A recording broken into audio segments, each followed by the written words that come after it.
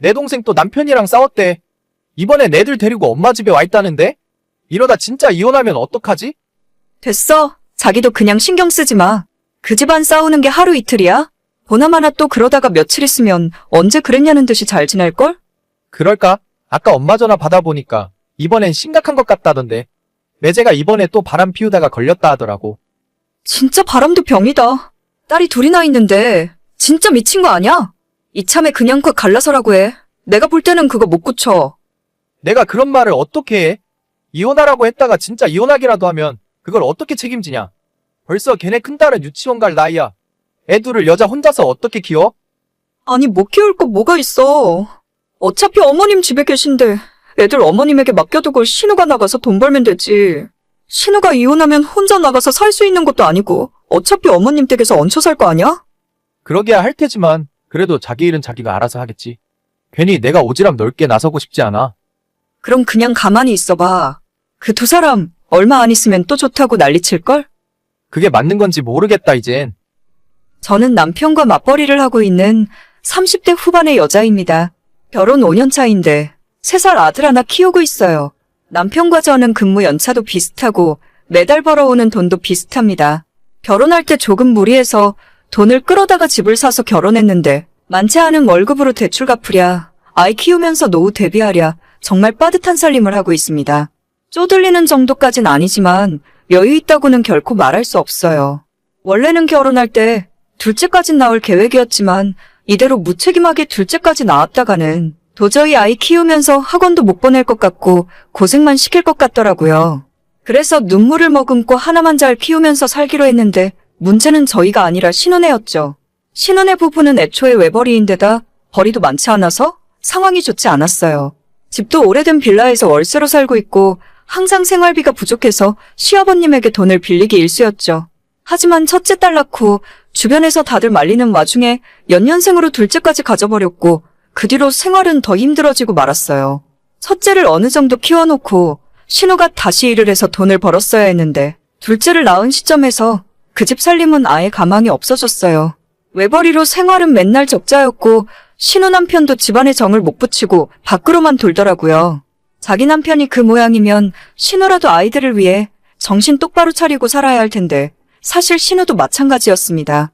지금까지 제대로 된 직장에서 일을 해본 적도 없고 결혼하기 전까지 시부모님 댁에 얹혀 살면서 가끔 아르바이트나 하며 지내왔어요.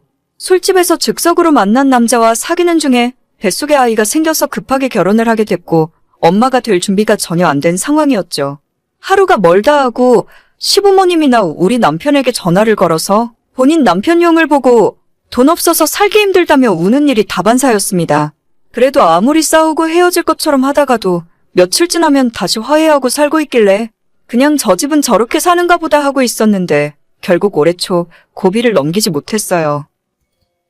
내 동생 결국 이혼한다더라. 진짜 걔는 이제 어쩌려고 그러지? 애는 그럼 누가 키운대? 동생이 키우지 누가 키워?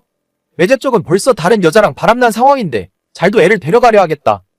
아니 그럼 고소라도 해야 하는 거 아니야? 어떻게 딸이 둘이나 있는데 다른 여자랑 바람을 피워? 그게 사람이야? 아 몰라. 걔네 지질이 가진 것도 없어서 재산 분할할 것도 없어.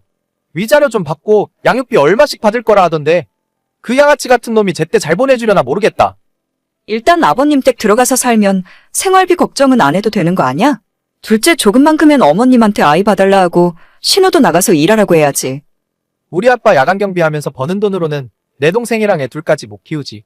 부모님 노후도 생각해야 하는데 걔는 진짜 어쩔 생각인지 모르겠네. 생각해보니 그것도 그렇네. 진짜 머리 아프다. 신우가 나가서 일하는 수밖에 없어. 당신이 이야기 잘해봐.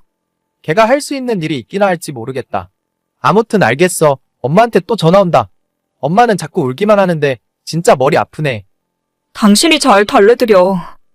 결국 진짜로 이혼해버린 신우는 딸 둘을 데리고 시부모님 집으로 들어갔어요. 집 구할 돈도 없고 위자료로 얼마 받긴 했다고 들었는데 아이 키우면서 살만한 집을 구하기에는 터무니없이 적은 돈이었죠. 양육비를 매달 받기로 했다는데 결혼 생활 막판에는 밖에서 바람 피우느라 생활비도 제대로 안 가져다 준 사람이 양육비라고 제때 보내겠어요? 신우가 현실 감각이 없어도 너무 없는 사람이구나 싶더라고요. 아무튼 벌써 몇 달째 시댁에서 신우가 살고 있는데 당연히 양육비는 거의 받은 적이 없답니다. 전화를 몇 번씩이나 해야 5만 원, 10만 원 이런 식으로 보낸다고 들었어요. 그게 사람 놀리는 거지 제대로 된 애아빠의 행동인가요? 시부모님들도 어쩔 수 없는 상황이니 신우와 손녀딸들을 집에 품어주긴 하셨는데 아까 남편이랑 이야기했다시피 그쪽도 사정이 막막하긴 마찬가지였죠. 결국 참다 못한 시어머니가 저희 남편에게 매달 얼마씩이라도 보내달라고 요청하셨는데 우리도 여유는 없었지만 차마 거절하긴 힘들더라고요. 남편이 본인 용돈에서 매달 얼마씩 시댁으로 보내기 시작했는데 저는 이 상황 자체가 못마땅하고 속상했지만 어쩔 수 없었죠. 당장 신우가 나가서 돈 벌어오면 좋겠는데 일자리 구하는 중이라며 그때까지만 도와달라고 해서 남편 용돈 40만 원에서 20만 원을 보냈고 저도 제 용돈에서 10만 원을 보태서 30만 원씩 어머님께 보내드리고 있었습니다. 저도 왜 이 돈을 보내야 하는지 이해가 잘 안 가지만 시댁 잘못된 죄라 생각하고 참았어요. 그런데 얼마 전 시어머니에게서 뜻밖의 연락을 받게 되었습니다. 애미야, 매번 너희가 돈 보내주는 거 잘 받고 있다. 너희들 아니었으면 큰일 날 뻔했어. 아니에요. 그나저나 아가씨는 이제 좀 어때요? 아직도 많이 안 좋아요. 말도 마라. 맨날 술만 먹고 새벽에 놀고불고 딸린 애도 둘이나 있으면서 언제까지 저러고 있으려는 건지. 진짜 어머님이 고생이 많으시겠어요. 저희가 여유라도 좀 있었다면 좋았을 텐데. 아버님은 건강히 잘 계시죠? 아, 그게 말이다. 니네의 시애비가 이번 달이면 일을 그만두거든. 당장 집에 입이 몇 갠데 어쩌라는 건지 모르겠다. 아버님이요? 거기 정년이 있는 것도 아닌데 갑자기 왜? 이번에 그 건물 관리 업체가 바뀐다나 봐. 기존에 일하던 사람들한테 한마디 상의도 없이 다 나가라고 한다더라. 다른 일자리 구해보고 있긴 한데 저 양반도 내일 모레면 칠순이야. 아파트 경비도 잘 안 써주려고 하더라. 갑자기 그러는 게 어디 있어요? 그래서 말인데 너희들이 보내주는 돈을 당분간 늘려줄 수 없을까? 우리 연금 나오는 거랑 계산해보니까 너희들이 100만 원 정도만 보내주면 아쉬운 대로 목구멍에 풀칠은 할 수 있을 것 같은데. 100만 원이나요? 아시잖아요, 어머님. 저희도 대출 갖고 나면 살림 빠듯한 거. 10만 원 정도 더 보내드리는 거면 몰라도 100만 원은 도저히 무리예요. 그럼 어쩌니? 우리 가족 다 굶어 죽으라는 거냐? 너네 돈 관리는 너가 다 알아서 하고 있다면서? 둘이 버는데 뭐가 그렇게 맨날 돈이 없어? 저희가 벌어봤자 얼마나 번다고요. 아무튼 이따가 오빠 집에 들어오면 이야기 좀 해볼게요. 그날 퇴근하고 집에 들어가서 남편을 기다리고 있었는데 어머님에게 그 사이에 무슨 말을 듣고 온 건지 화가 잔뜩 난 상태로 집에 오더라고요. 자기 엄마가 오죽했으면 며느리한테 생활비를 달라고까지 했겠냐면서 어떻게 매몰차게 거절할 수가 있냐고 가족이 많냐고 묻는 겁니다. 저도 그 이야기 듣는 순간 시모에게는 참아하지 못했던 이야기를 쏟아냈어요. 시댁 집구석에 성인이 셋이나 있는데 그중에 최소 한 사람은 나가서 일을 해야 하는 거 아니냐고요. 적어도 한 사람은 나가서 돈을 벌고 그래도 모자라면 조금 보태줄 수도 있는데 셋이 집에서 손 빨고 놀면서 어떻게 우리한테 먹여 살리라고 할 수 있는 거냐고 남편에게 화를 버럭버럭 냈습니다. 남편이 제가 화를 내니까 조금 당황하는 듯 하다가 겨우 한다는 소리가 자기 동생은 험한 일을 안 해봐서 어쩔 수 없다네요. 그 말 듣고 너무 화가 나서 아무 말 하기 싫어서 아이 방으로 들어와 버렸어요. 다음 날까지 화가 안 풀려서 낮에 출근해서 일하는 도중에 남편에게 카톡을 보냈습니다. 야, 네 동생은 귀하게 자라서 험한 일은 할 줄도 모르고 나는 막 자라서 회사 다니면서 일해서 돈 벌고 있냐? 무슨 말을 또 그렇게 해? 내가 언제 그런 소리를 했다고? 앞으로 내 돈으로 너네 집에 용돈 보내주면 바로 이혼이야. 돈 관리도 따로 해. 대출금이랑 매달 생활비 정확하게 반 나눠서 청구할 테니까 그 돈만 나한테 보내고 나머지 돈으로 너네 식구들 먹여 살리던지 말던지 너가 알아서 살아. 지금 나랑 장난해? 내가 장난하는 걸로 보여. 불쌍한 너네 집 식구는 너가 알아서 먹여 살리라고.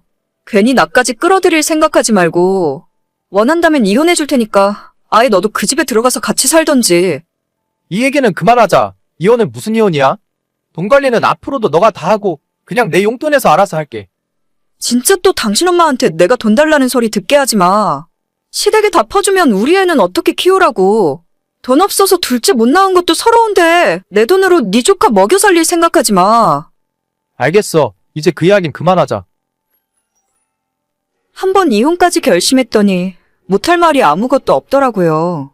남편은 본인 용돈에서 얼마씩 시댁으로 보내는 것 같았고, 며칠 전부터 신우가 시댁 집 근처 마트에서 일을 시작했다는 소리를 전해 들었습니다. 애가 둘인데 열심히 일을 할 생각을 해야지. 언제까지 구걸해서 애를 키우겠어요? 남편한테 했던 말들은 반은 진심입니다. 우리 애한테 쓸 돈도 부족한데 시댁 조카들한테 소중한 제 돈을 쓰고 싶지 않았어요. 한참 아이 클 때 친정엄마한테 맡겨두느라 옆에 있어주지도 못하고 일만 하면서 번 돈인데 이 돈을 어떻게 시댁에 가져다 줍니까? 시어머니는 기분이 많이 상하셨는지 그 뒤로 저한테 연락 한 통 없으세요. 제가 가족끼리 너무 야박하다고 느끼실지는 모르겠지만 이런 돈 문제는 확실하게 하고 넘어가는 것이 맞다고 생각합니다. 불쌍하다고 무턱대고 퍼줬다가 아마도 나중에 큰 싸움 났을 거예요.